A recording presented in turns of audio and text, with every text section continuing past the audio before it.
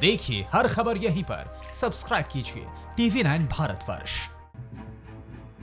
40 दिन अर्थव्यवस्था ठप रहने के बाद सरकार की यह मजबूरी थी कि लॉकडाउन 3 में क्या रियायतें दी जाए।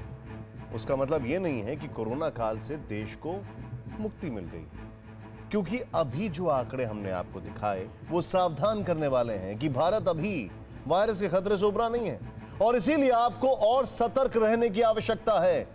अब अगली फिक्र की बात करते हैं, और यह कि आखिर शराब जरूरी है या मजबूरी है। अगर ये मजबूरी भी है तो किसकी, लोगों की या सरकार की।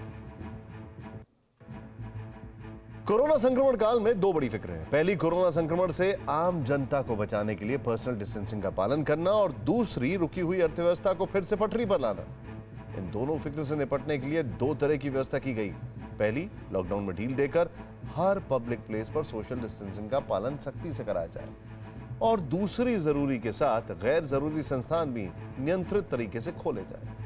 लेकिन इन व्यवस्थाओं में जरूरी और गैर जरूरी का फर्क कैसे खत्म हुआ और आम लोगों ने इन व्यवस्थाओं का नाजायज फायदा कैसे उठाया, आज हम इसका विश्लेषण करेंगे।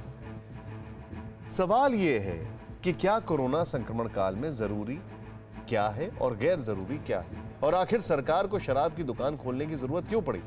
शराब की बिक्री किसके लिए जरूरी है और किसके लिए जरूरी नहीं है।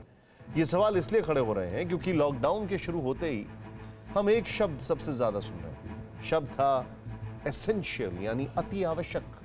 लॉकडाउन में मिली ढील में भी सरकार का फोकस एसेंशियल चीजों पर है, लेकिन शराब कैसे एसेंशियल में शामिल हो गई और किसके लिए हुई, शराब के लिए बेचैन कौन है, एक विश्लेषण के रूप में समझिए।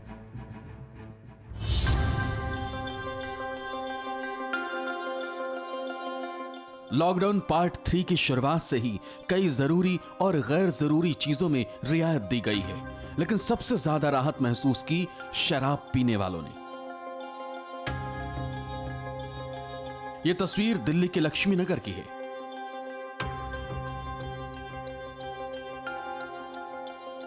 यह तस्वीर भी दिल्ली के ही चंद्र नगर की है, और यह तस्वीर पश्चिम बंगाल की राजधानी कोलकाता की है, जहां भले ही केंद्र की ज्यादातर सख्ती ना मानी गई हो, लेकिन शराब खोलने के आदेश का अक्षरशः पालन हुआ है।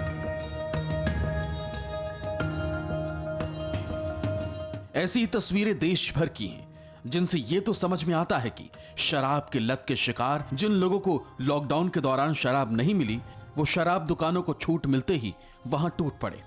लेकिन इस तस्वीर का दूसरा पहलू यह है कि आखिर सरकार को शराब की दुकान खुलवाने की जरूरत क्यों पड़ी। क्या ये अति आवश्यक वस्तुओं में शामिल है?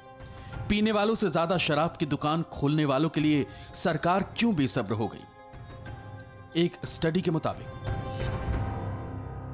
देश में शराब पीने वाले पैसे हाथ में आते ही शराब पर खर्च करते हैं। ज्यादातर घरेलू हिंसा के केस में भी शराब को जिम्मेदार माना गया है।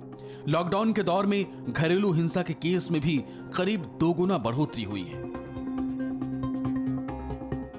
सरकार ने शराब की दुकानें क्यों खुलवा दी? सरकार की मंशा और शराब बिक्री की स्थिति को तुलनात्मक रूप से देखें तो जरूरी सेवाएं जैसे सलून, लॉन्ड्री, स्टेशनरी, कपड़ों की दुकानें नहीं खुली। School, coaching centre, college, universities भी नहीं खोली गई। रेस्टोरेंट, होटल, रेहड़ियां, जिम, योगाश्रम भी बंद हैं। यानी जिनकी इस वक्त सबसे ज्यादा जरूरत है वो बंद है, लेकिन जिस शराब की जरूरत नहीं है या जिसके बिना लॉकडाउन के 40 से ज्यादा दिन बीत गए, उसे खोल दिया गया। अब शराब की दुकान के बाहर लाइन लगी है, जिसमें सोशल और पर्सनल डिस्टेंसिंग का लोग ध्यान भी नहीं रख रहे हैं। अब सवाल उठता है कि क्या सरकारों को यह नहीं पता है कि ऐसे हालात में कोरोना संक्रमण फैलने का खतरा ज्यादा है? और अगर इस स्थिति में कोरोना का ग्राफ बढ़ता है तो फिर जिम्मेदार कौन होगा? शराब दुकान खोलने की अनुमति देने वाली केंद्र सरकार या शराब दुकानें खोलने वाली राज्य सरकार?